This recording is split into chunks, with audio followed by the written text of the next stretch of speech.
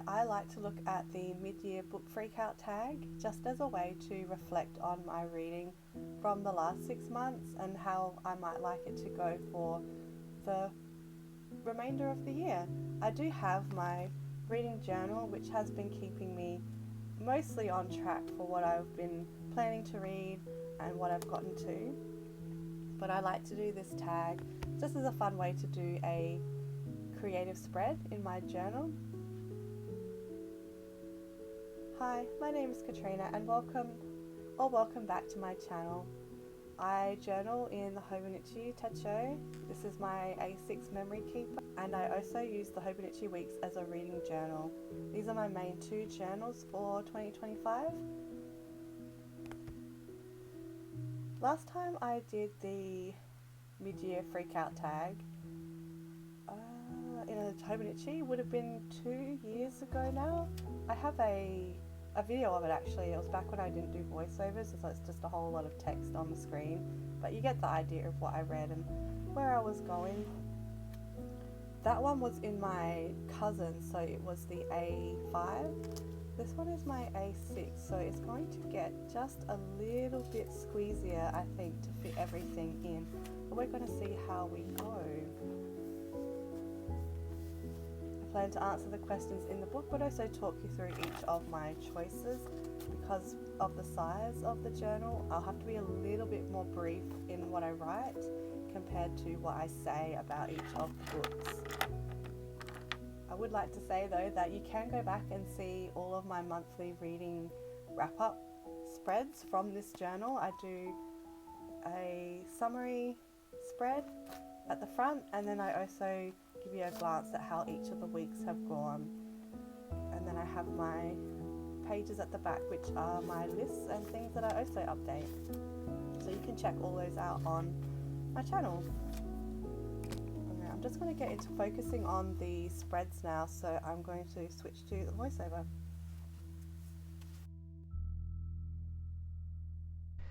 The original set of questions for the mid-year book freakout tag, I think initially was around 12 questions.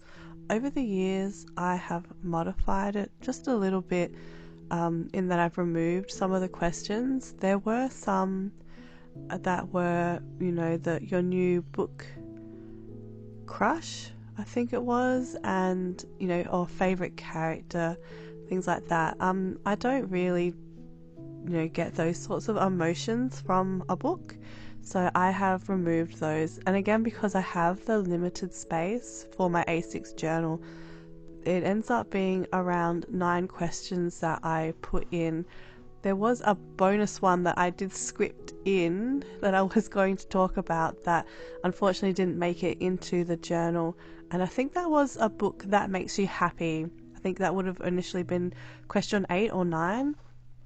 And so I removed that one because in the end it was just, the same reasonings for my best books, or, books that I really enjoyed. It was just a bit of a double dip. So I removed those particular questions, and then the end result is 9, which is why you will see that I do like a 0-1 and a 0-2, because I had thought I was going to get up to 10. So I wanted the consistency of the double digits, but we didn't make it that far.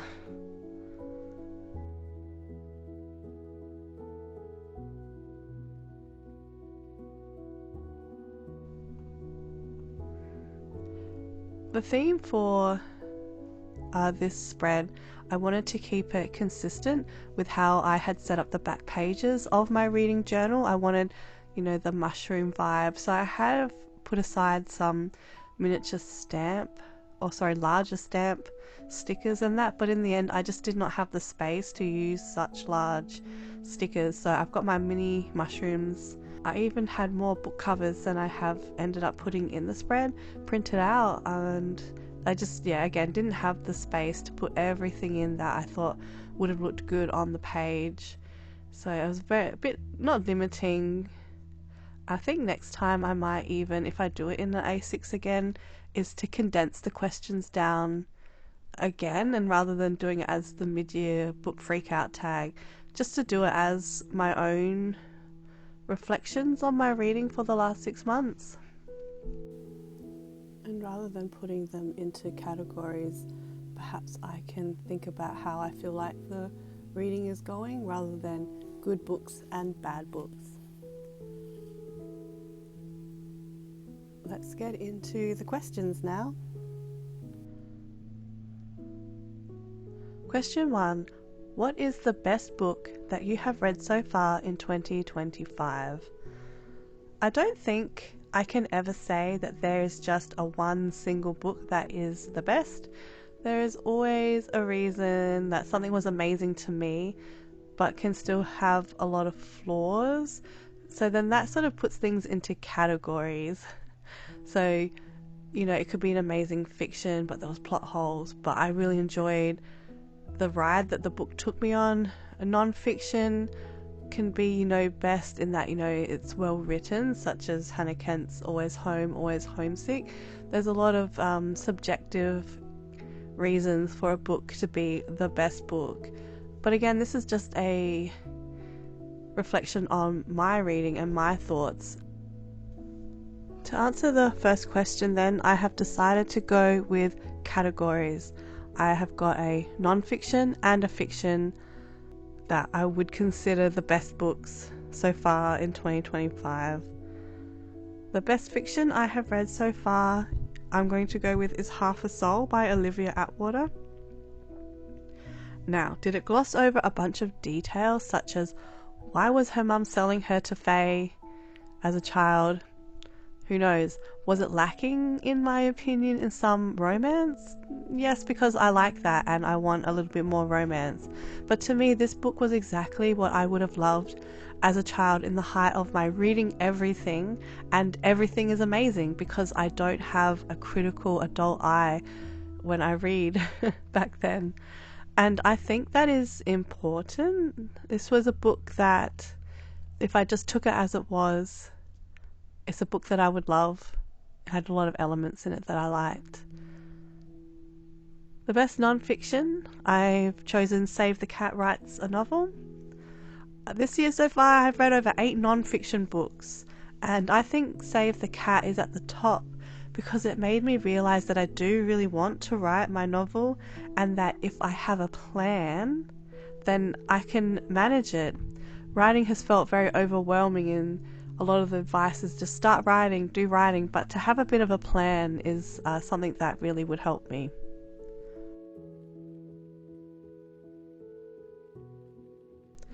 Question 2. What has been your favourite sequel of the first half of the year?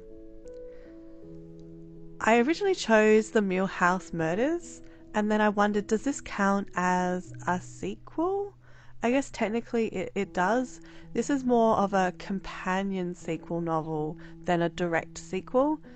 It does mention the house from the Decagon House Murders, which is the first book in the series. They're more of a connected sort of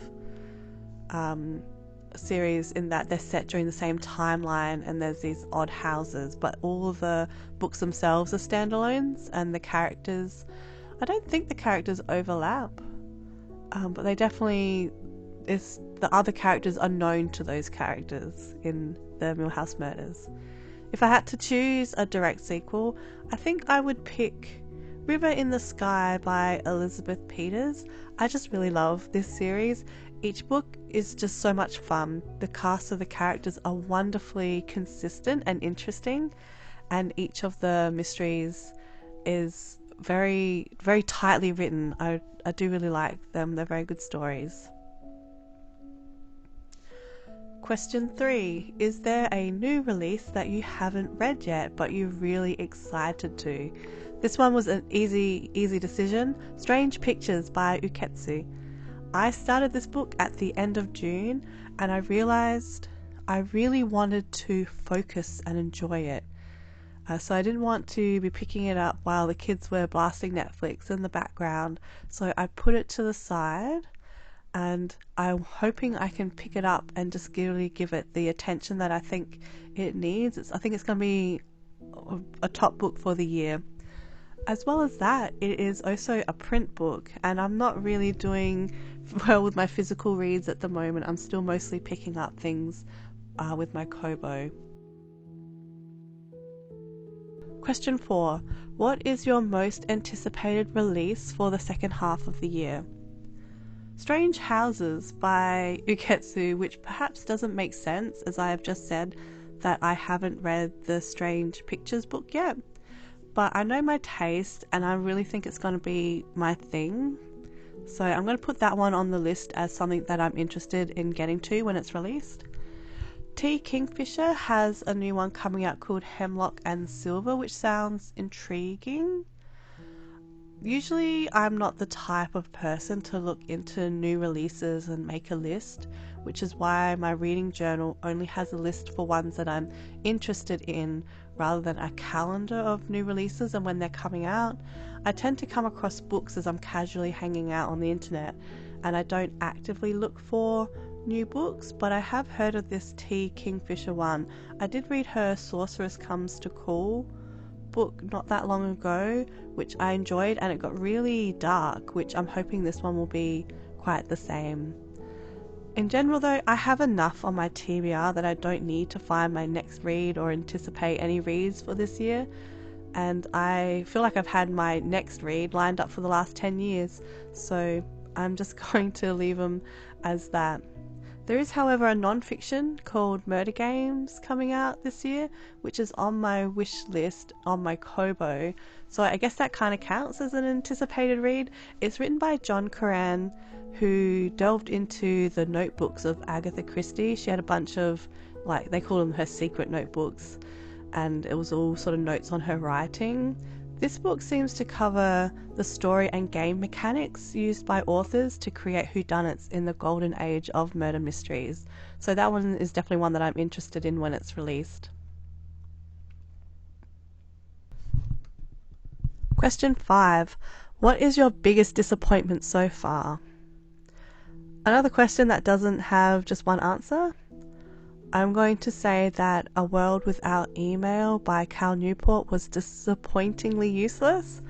It was just a whole lot of filler information and nothing I found particularly interesting or relevant.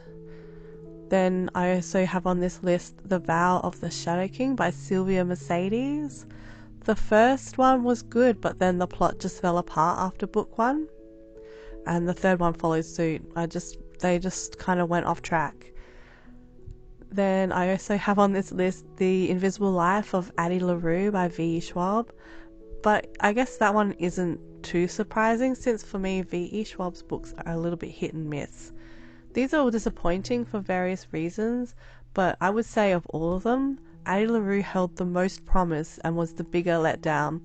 So many words and none could produce an interesting enough plot for me. Question 6. What is your biggest surprise so far? I was surprised that by the end of Storm of Echoes, the plot came back together and made enough sense that I enjoyed it, because book 3 and most of book 4 was going to unusual places and I was almost unable to figure out what was going on.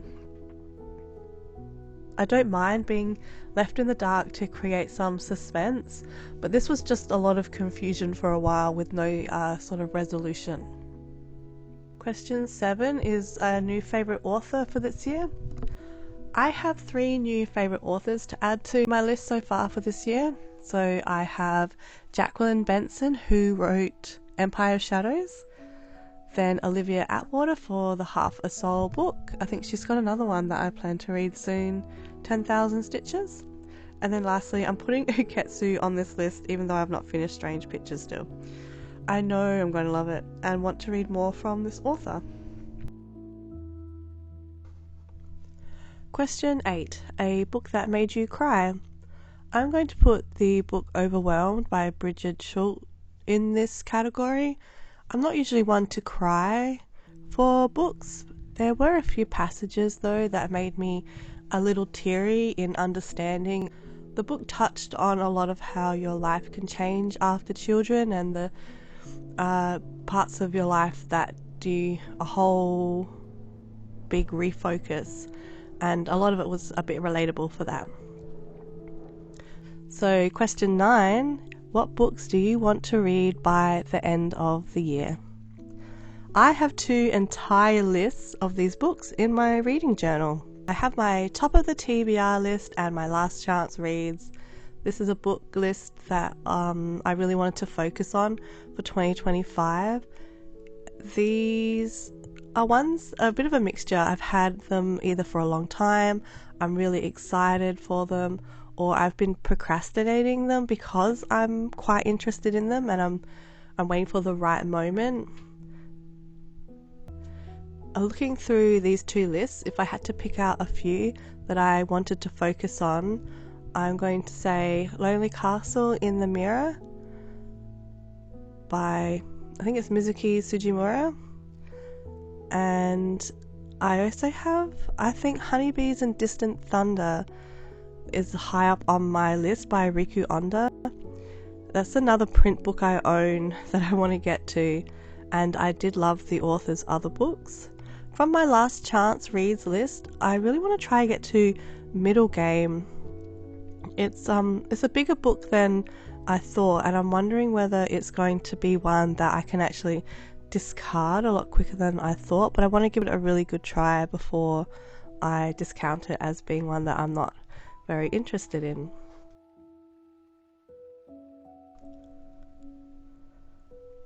I always enjoy reflecting back on my reading from the last 6 months, and doing it in a spread like this is also a good way to kind of reflect on the books. I did have a lot of trouble, I think, picking for some of these categories, just because everything that I've read so far this year has been pretty good. So picking a best book or, you know, the favourite of the year is a bit hard because a lot of them are all on the same level. I hope everyone continues to have a good reading year if you've had a good one so far. If you haven't, I really hope it picks up for you in the second half of 2025. Thanks for watching and happy reading.